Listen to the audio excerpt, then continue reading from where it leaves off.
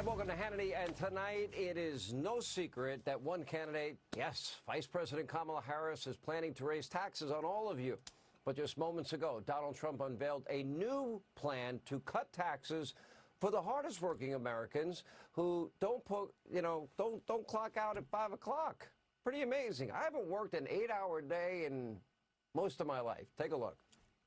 I'm also announcing that as part of our additional tax cuts, we will end all taxes on overtime. You know what that means? Think of that. Think of that. We'll have much more on President Trump's economic vision. That's coming up tonight. But first, we are only 54 days away from the 2024 election. Pennsylvania voting, that begins in, just a mere 5 days. In Alabama, the first ballots are officially in the mail. More than a dozen states, including swing states like Wisconsin, they are scheduled to send out ballots later this month. We are in the home stretch of a race that will impact the course of our country for decades to come. It is an inflection point for this country. And as most of you know, Donald Trump isn't just facing off against Kamala Harris. He is running against what are vicious, powerful institutions and a political machine that spans the Democratic Party. They're running against the state-run, corrupt Pravda media mob, a powerful deep state with bureaucrats in every department of your federal government, a weaponized Department of Justice. Oh, and to add insult to injury, he's running against big tech, too. They're all putting cinder blocks on the scale of an election. Now, the same political machine that booted Joe Biden from the ballot after he won millions of votes, well, that same political machine has been trying to destroy Donald Trump for the better part of an entire decade, and yet the polls tonight are close. Donald Trump is holding on to a 60% edge in today's forecast from statistician Nate Silver. The latest Insider Advantage poll post-debate has Donald Trump up by 1 in Michigan with a boost from African-American voters. In Pennsylvania, the race is very, very close, tied. One poll had Trump up by 2 recently. Meanwhile, the lawfare against President Trump, that continues after all those years. You know, one after another. It's like dominoes falling. They all fall apart. If Democrats and Biden's DOJ had their way, Trump would be in jail right now. But they're not getting their way. You know, thankfully, we have checks and balances in our court system. But today, 2 more criminal counts against Donald Trump, this in the Fulton County case in Georgia, were dismissed by a Fulton County judge. So far, 5 of the original 13 charges by Fani Willis have been dismissed before trial as the entire case remains in jeopardy. In fact, every case against Trump is falling apart. And as Politico points out, well, Democrats underestimate Trump at their own peril. His opponent, Kamala Harris, is running the most dishonest, least authentic campaign in human history. During the debate, she lied and lied repeatedly, dozens of times, about a national sales tax that Trump has never supported and doesn't support, about he'll sign a nationwide abortion ban that Donald Trump has never supported, will never support, a ban on IVF when he has actually been in favor of IVF, and that nobody, by the way, wants, and, quote, Donald Trump's Project 2025, that Trump had absolutely nothing to do with, hasn't read, by the way, for the record, nor have I. She also lied and brought out the hits.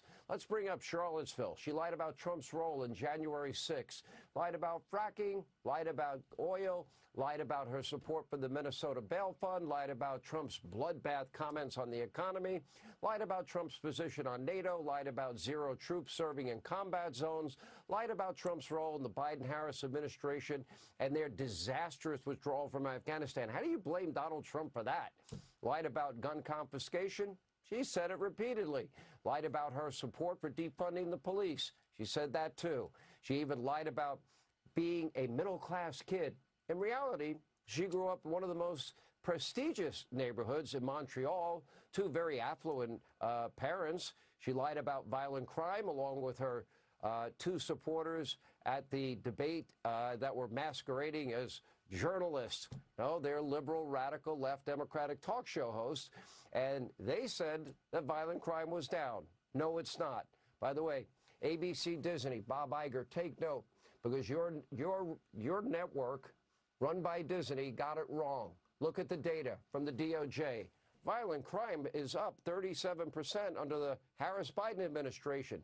Rape in America is up 42%. Robbery is up 63%. Assault is up a whopping 34%. And stranger violence up 61%. Violent crime with a weapon, that's up 63%. Motor vehicle theft up a whopping 42%. And the list goes on. But the lies don't stop there. Kamala lied today, claiming that Donald Trump wants to cut Medicare. A complete lie and falsehood. But Kamala's most egregious lies, frankly, are about herself. We have her, in her own words, on record. By the way, it's all on the Kamala files at Hannity.com. And we have the Walls files, too, if you're interested in her VP selection, a radical Bernie Sanders governor. Anyway, for decades, she was to the left of Bernie Sanders, eagerly supporting. She was a co-sponsor of the Marxist legislation, the $93 trillion Green New Deal, which would eliminate capitalism, the greatest source of wealth creation ever designed by man, if ever implemented. And she co-sponsored with Bernie, government health care for all, and by the way, free for illegal immigrants. She promoted open borders, taxpayer-funded housing, health care, education, and even, now, slow down on this, for illegal immigrants and for convicted felons. Do you really want your money to go to sex change operations for people that don't respect our laws, our sovereignty, our borders, or people convicted of crimes? Because Kamala Harris has supported it. And this was when she was running for president. She wanted to defund the police, dismantle, reimagine them, defund ICE, reimagine ICE, put violent criminals back on the street with zero bail. Supported that Minnesota bail fund 4 days after burning down the Minneapolis police precinct and releasing rioters and insurrectionists, in case you're paying attention in Washington tonight, in the summer of 2020. And of course, she was a big supporter of federal gun confiscation, mandatory. That's what it is.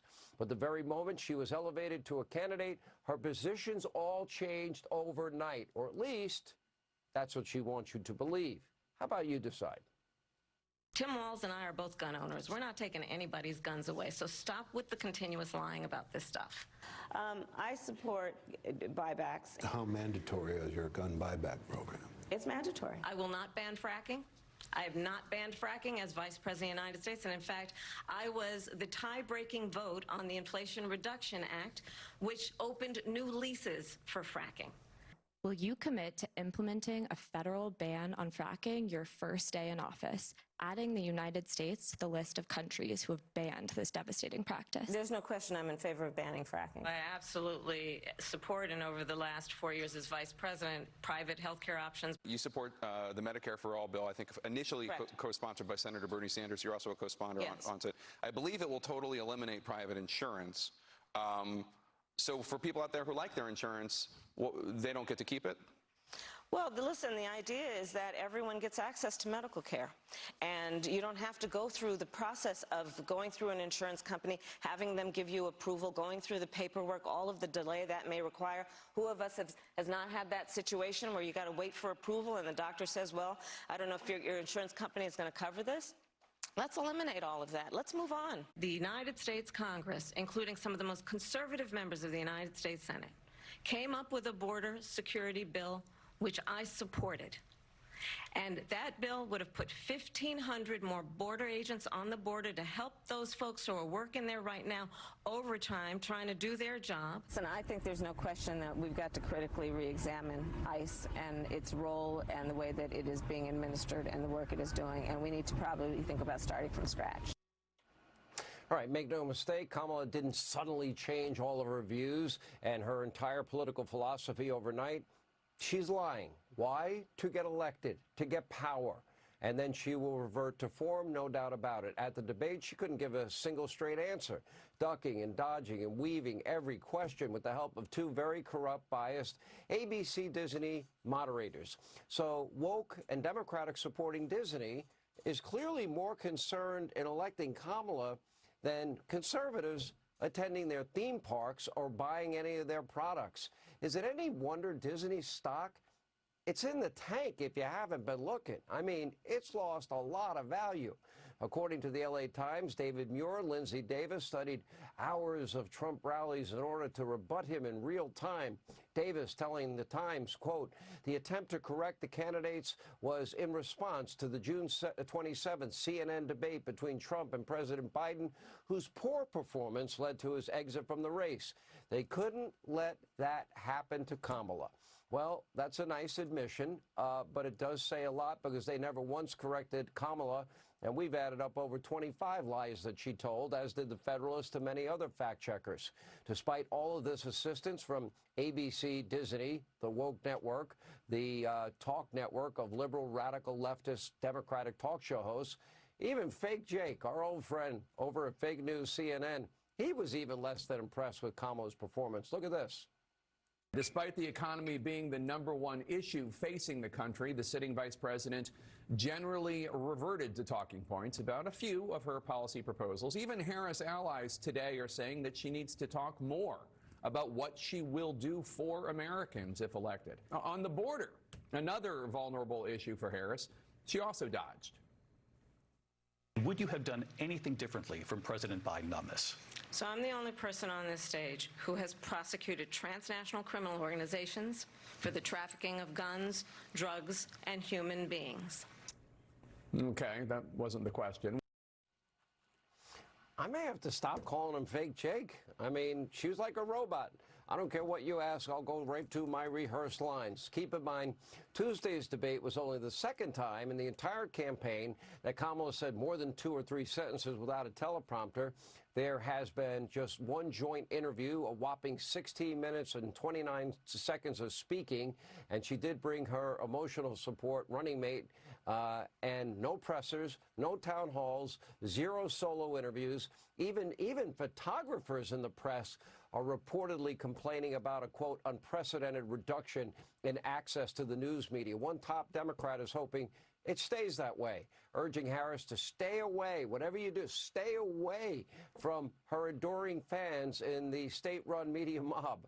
Maybe not bad advice if you don't care about the American people and them being informed. I think that just to say have one-on-one discussions with people in the media will not necessarily connect with the voters. I want to see her connecting with voters, responding to their dreams and their aspirations. Because, you know, if you go on these one-on-ones, sometimes you drill down into a question until there's a word that's uttered that can be used in a negative way. In other words, Democratic advice, hide Kamala, hide. Bernie Sanders, he said the quiet part out loud. She's not changing her positions. She's only being pragmatic to win an election. He's not lying here. Take a look. You have described Vice President Kamala Harris as a progressive. She has previously supported Medicare for all. Now she does not. She's previously supported a ban on fracking. Now she does not. These, Senator, are ideas that you have campaigned on. Do you think that she is abandoning her progressive ideals? No, I don't think she's abandoning her ideals. I think she's trying to be pragmatic and doing what she thinks is right in order to win the election. I'll say what I need to say just to win the election. I'm not, if it means lying, sure. Here with reaction, Fox News contributor Joe Concha is with us, along with Fox and Friends weekend co-host Pete Hegseth as well. Pete, let's get your take. State of the campaign. Does the duck and dodge and hide and weave and avoid the media strategy, does it work in the end? No, I think Donald Trump is in a good position. I don't say that naively. I don't say that wistfully. I say that because she's going to test the bounds of how far she can go with a complicit press to say nothing. She had a 3-on-1 debate. Everyone knows what they think of Donald Trump. Everyone's got an impression of him. You got a lot of people out there looking for an excuse to vote for him because they know their 4 years under Trump were so much better financially, national security-wise, just the state of America, crime and immigration. They want to vote for him. And then they look at Kamala. They watch the debate. She spent 2-3 weeks preparing for it like a college freshman. She could, 2 3 weeks preparing for it like a college freshman. She could, 2 3 weeks preparing for it like a college freshman. She could, 2 3 weeks preparing for it like a college freshman. She could, 2 3 weeks preparing for it like a college freshman. She could give some rehearsed lines. But if you're watching, and this is the response we've seen across the board, and the polls will show it, you learn nothing. She said a bunch of stuff that was well rehearsed, which contradicts previous positions, isn't well explained, you point out, turns out to be a lie. People don't trust that or like that. So they call for a new debate. We want to debate again, as Trump points out. That's what anyone who thinks they have more to prove does. And as a result, I think she's going to be forced to answer more questions. Sean, I think, Jake Tapper didn't suddenly find religion. He's not a courageous guy. He wants access. He's an egomaniac who wants to be relevant.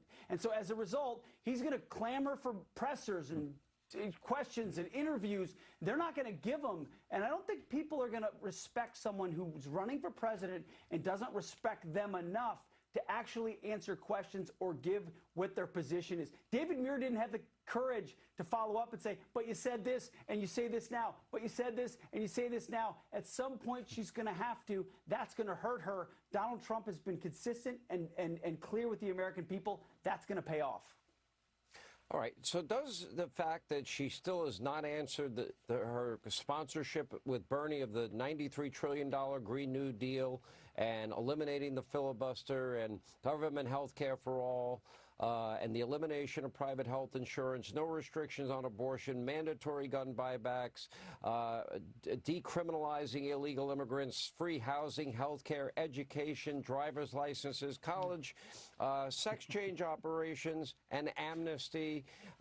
Don't say radical Islamic terrorism, illegal alien, the disaster of Afghanistan.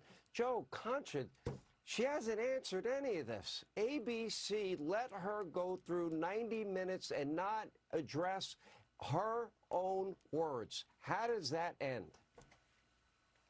I'll answer your basic question, Sean, in answering your question. If the Kamala Harris team is so happy with the way things went at that debate on Tuesday night, why have they gone back to hiding their candidates?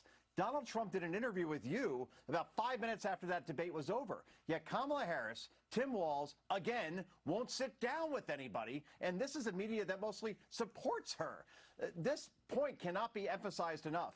Kamala Harris nor Tim Walz have yet to do one solo interview since becoming the Democratic ticket. One would think after the debate, they would build on the momentum that they think they have. You would think the Harris Brain Trust would put them both out there, but they haven't. And if they do, here's what we know. Kamala Harris and Tim Walz will not be allowed to sit in any media environment that isn't completely controlled as it was on ABC on Tuesday night. And yes, they will not sit down with anybody who does not either give the questions in advance or receives the questions in advance. We know this because it already happened with a local radio station in Philadelphia that admitted that it happened. And remember, during that debate, not only did those disgraceful moderators not once fact check Kamala Harris, when they had 25 opportunities to your count to do so, but they also did not follow up with any questions whatsoever of Kamala Harris. Donald Trump, meanwhile, had 11 fact checks and follow-ups, and the fact checks weren't even right.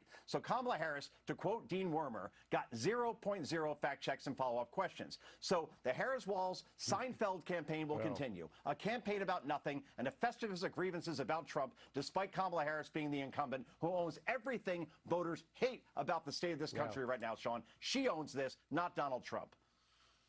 I think if I ever go to a theme park, I'm going to head to Six Flags or some other place. Thank you both. Not Disney. All right. Nope. Joining us now is South Dakota Governor Kristi Noem. Governor, your take on all this? Well, you know, Sean, if there was ever a candidate that needed to be vetted, it's Kamala Harris. She didn't get a single vote. Not a single person in this country actually voted for her. So we need to know what she believes. She doesn't do interviews. She doesn't talk to the press. And then in this debate, she never revealed what she actually has for policy positions. There's nothing on her campaign website that says what her policies are. So if anybody needed to be vetted, it's her. And I admire President Trump for not debating her again. He is recognizing the fact that it is a waste of time, that she's not going to say what she truly believes. She's not going to be truthful with the American people. And he's going to take his argument directly to families and to people that live in this country that are impacted by her policies. He's going to spend his time with real Americans that are struggling under this economy. Yeah. What do you think the best way to get out her radical statements and record is? I mean, I put it up on my website, Hannity.com. People, you know, it's a public service. You can share it with friends, family, neighbors, you know, coworkers, and social media.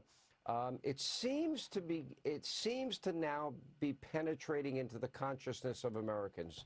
Do you believe that's the case? People are understanding how extreme she is, radical she is?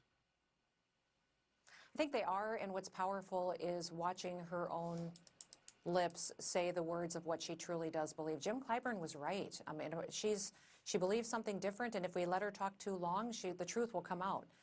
They have coached her into these policy positions to get her elected, but if she keeps talking, she's going to forget, and she's going to say what she truly does believe. So it is powerful when you see a video of her saying what her former positions were or what they are today. Those clips that you just played, I think, are incredibly powerful. I think everybody in this country should see those. Well, we're going to try and get it. If people want to download it, share it with their friends and family. It's a public service. It's on Hannity.com. Governor Noem, we appreciate you being with us. By the way, maybe we'll do an investigation. How much does it cost a family to go to Disney these days? And why is Disney stock down in the sewer? Just a thought. Anyway, coming up, Donald Trump just announced his plan to stop taxing overtime pay. We've got the details. And Kamala Harris flipping and flopping and flailing and lying on fracking. That will haunt her in Pennsylvania, and it should. Those are high-paying career jobs. Straight ahead. All right, the economy is one of the top issues for the American people, for all of you. The former president, Donald Trump, traveled to the very key swing state today of Arizona to speak about his plan for restoring prosperity. Let's take a look. I'm also announcing that as part of our additional tax cuts, we will end all taxes on overtime. No taxes on overtime. The people who work overtime are among the hardest working citizens in our country. And for too long, no one in Washington has been looking out for them. Those are the people that really work. They're police officers, nurses, factory workers, construction workers, truck drivers, and machine operators. It's time for the working man and woman to finally catch a break, and that's what we're doing, because this is a good one. All right, Donald Trump, no taxes on tips, no taxes on Social Security, no taxes on overtime. Now, let's have a game. How many drinks can you have before Kamala copies Trump again? You can make it a drinking game.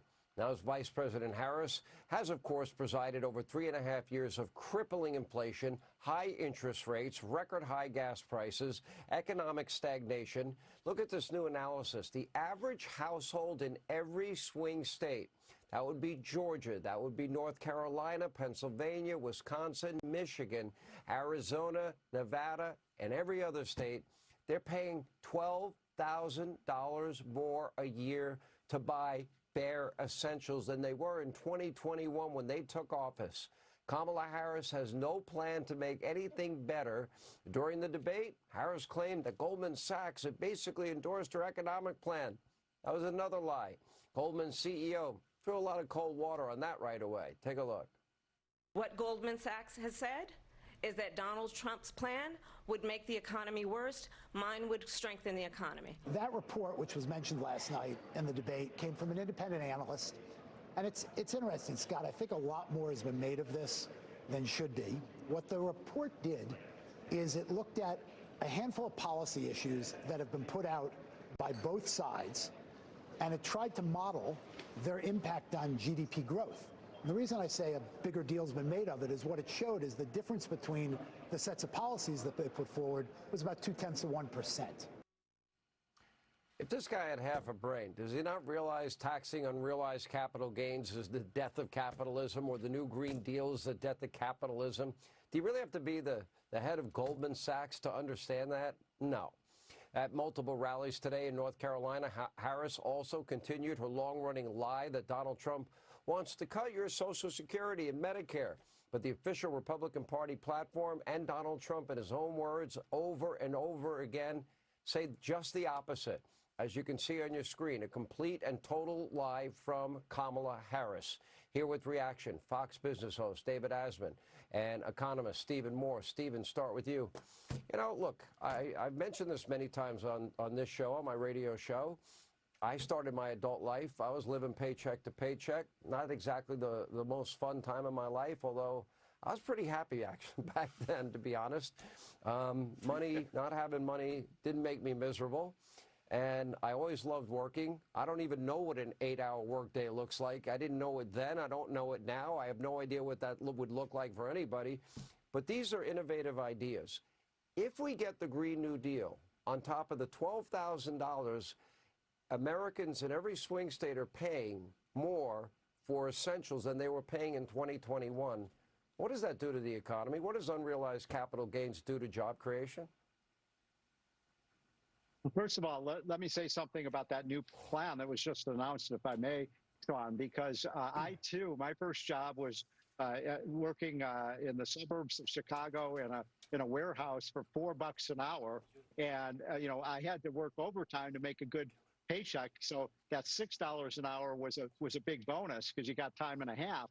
And this is so typical of Trump because every time I've talked to Donald Trump about tax policy, and it's been 8 years now I've been working with him on this, every time we talked about idea, he asks three things, Sean. Number one, how will this policy affect working class Americans? Number two, he'd ask, will this help small businesses? And number three, he would say, is this going to expand the economy? Is it going to make the economy better? So I had not heard about this policy, but I think it's kind of a neat policy. I think people are going to really like it. If you work extra hours, you're going to get a little bonus from Trump. And it's just like the not taxing of tips for the service workers who work hard. Now, conversely, you asked me the question about the tax policy that Kamala has put out there. Sean, this is, according to the New York Times, a $5 trillion tax increase. It's one of the biggest tax increases in the history of the world. It will I'm here to tell you, small businesses will not be able to raise capital to start their businesses. Now, Kamala Harris wouldn't know that, Sean, because she's never started a business. I don't think she's ever even worked for a business.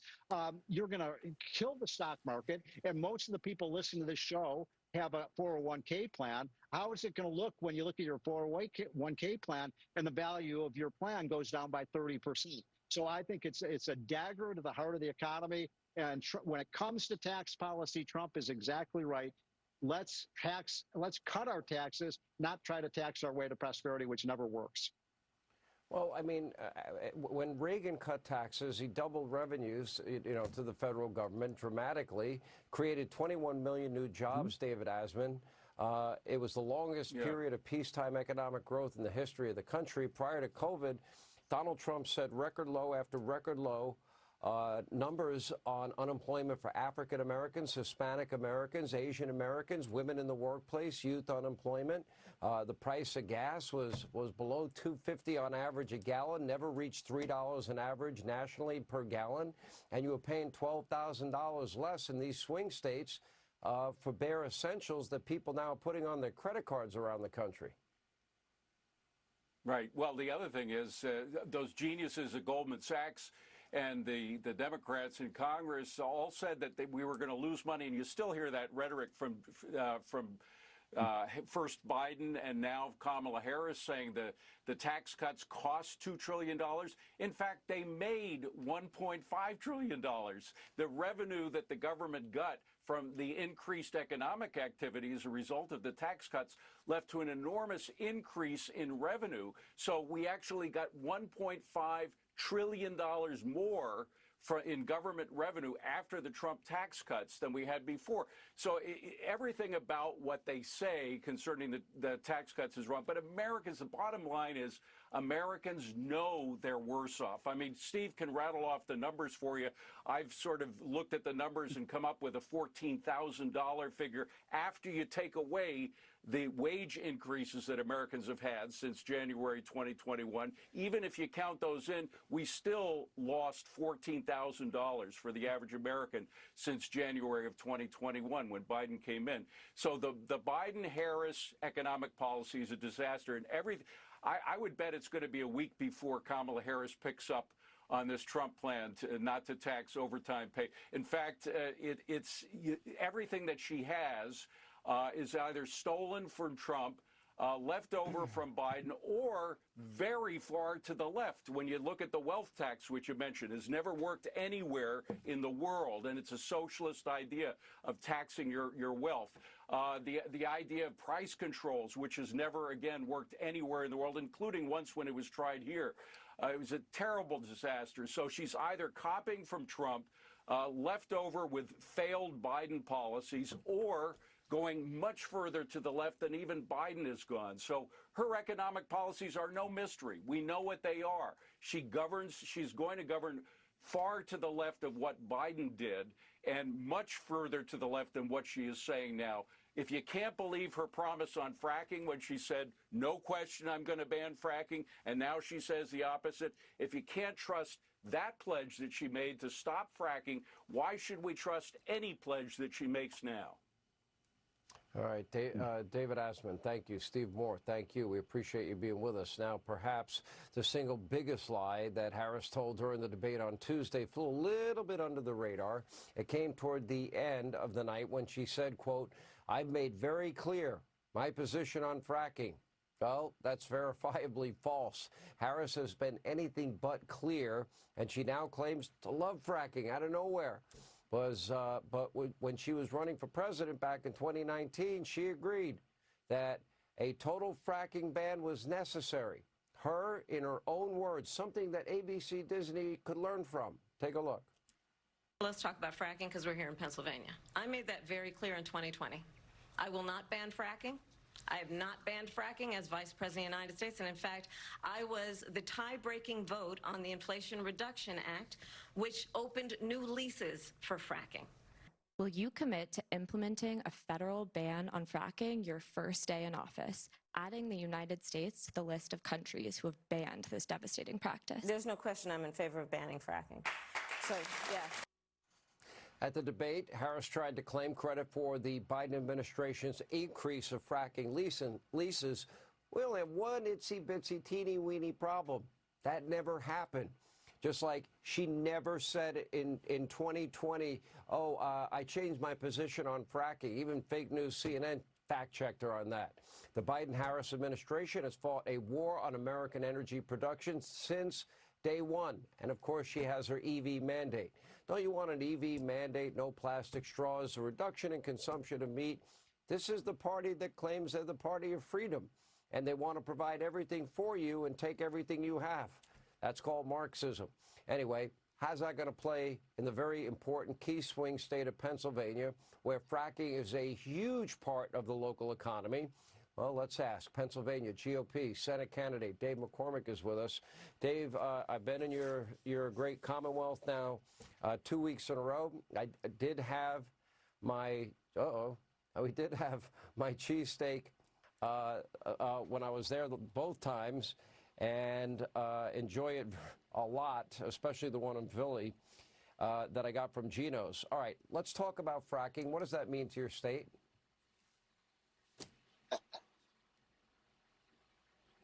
Well, Sean, this is the single most important industry. We have 600,000 jobs in Pennsylvania from fracking, but that's just the beginning of what it could be if we had energy dominance and unlocked the potential. And Kamala Harris has said many times over that she wanted to ban fracking and transition energy workers. My opponent, Bob Casey, has said that he wants to transition energy workers, and he's voted 99% of the time with Biden and Harris. This would be a disaster for Pennsylvania. And Pennsylvanians do not believe Kamala Harris will not come after fossil fuels. As you said, the EP mandates that by 2032, 70% of all new light vehicles are EVs. This would be a disaster for manufacturing in Pennsylvania. The ban on fracking, a disaster. Pennsylvanians cannot trust Kamala Harris or Bob Casey on the most critical industry for their future. It's the lifeblood of the world's economy. It just is. And I'm not against electric vehicles, but I'm against forcing a company like Ford to invest in electric vehicles because the government is pushing them to do it and losing $4.5 billion when you have other great companies like Tesla, for example, and the people that want electric vehicles can have them. What do these jobs mean? I mean, if you have a job in Pennsylvania in the fracking industry, what kind of money are you making annually? Well, listen, these entry-level jobs, these are people that get technical degrees as mechanics or welders. They start $65,000, $70,000 a year plus overtime. These are great paying jobs that can go on for decades and create great opportunity. The American dream for Pennsylvania workers. There's mechanics, there's restaurants, there's bars, there's truck drivers. It's a huge industry, but it's not just the present jobs, it's the future jobs. Pennsylvania's got the 4th largest natural gas reserves in the world. If you want to see more about this, you can go to my website, davemccormickpa.com. But this is the one thing we could do that would change Pennsylvania's future. We really haven't taken advantage of it yet. Under Kamala Harris and Bob Casey, it's a disastrous future for fracking in our energy sector in Pennsylvania. And with Donald Trump's proposal today, I know a lot of guys in the energy sector that work in either oil or gas, and they're working 80-hour weeks, sometimes even more. Could you imagine after 40 hours you get time and a half and no tax on that time and a half money? That's called wealth creation. That's the opportunity of a lifetime. That's a Donald Trump idea. That'll be a big Just hit. like no tax on tips. That'll be a big hit, Sean. It's going to be huge. Yeah. And you support that, right? I do. And you said it well. I mean, this inflation has been a 22% or greater tax on working families, on people on fixed income. It's been devastating. This is one way to offset that by giving tax benefits on overtime, no tax on tips. This is great things for working families in Pennsylvania. And no tax on Social Security. Let's see how Kamala lies about that tomorrow. Anyway, we appreciate it. Dave McCormick, thank you. When we come back, how much does celebrity endorsements do they actually matter, if at all, when it comes to an election? And we'll check in with pollster Lee Carter, Katie Pavlich, as we continue.